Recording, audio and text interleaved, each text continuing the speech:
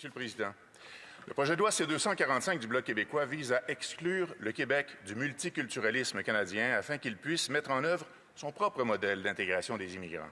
C'est simple, il n'y a qu'un seul article, mais les autres partis ont de la misère à comprendre ça.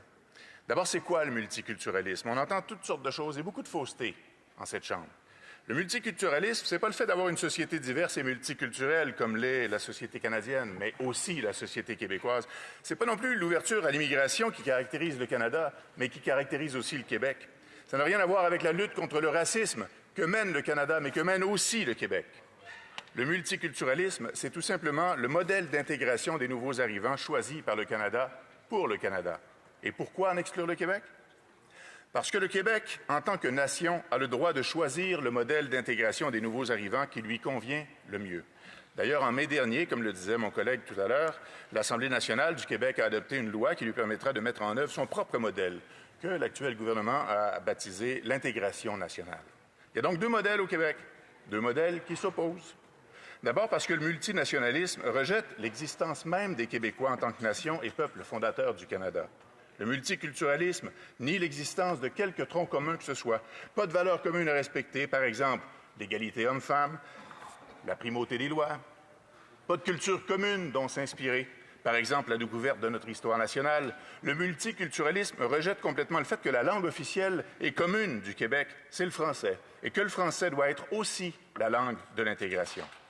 Au nom d'une prétendue ouverture à l'autre, le multiculturalisme fait la promotion d'un Canada post-national sans histoire, sans valeur et sans culture. Un Canada sans dialogue, mais plutôt une multiplication des monologues. Un Canada, d'ailleurs, de plus en plus fragmenté par le communautarisme, alors qu'une politique d'intégration est censée, le nom le dit, être rassembleur. Ce rêve trudeauiste ne fonctionne pas au Québec. Les Québécois sont conscients que l'ouverture à l'autre ne passe pas par le reniement de soi, mais par le dialogue. Et c'est à deux qu'on peut se rencontrer, c'est à deux qu'on peut dialoguer. Les Québécois veulent une relation avec ceux et celles qui nous font l'honneur de venir vivre avec nous. On veut que ces personnes participent pleinement, tant en matière de travail que de culture, que de vie politique. On veut que ces nouveaux Québécois continuent d'enrichir notre culture commune, de leur vécu, de leurs traditions.